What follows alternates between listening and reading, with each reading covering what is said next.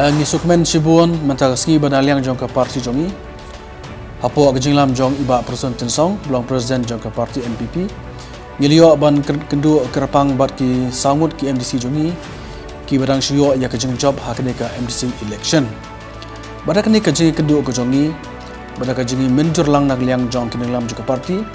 Bat kerapang nagliang jong ki sangut ki MDC bangi rang yo shen ya kejeng job ke jongki. Ngisuk kemen ban petim shopi ba borok som ki MDC kla menjur lang. Jika kerteng jong ikong Grace Mary Kharpuri balongkom NPP jong ke parti hangtai po KHADC. Kabar kebai kwa ban pepau ne kapor kelong ba nakliang jong ke parti ke jongi.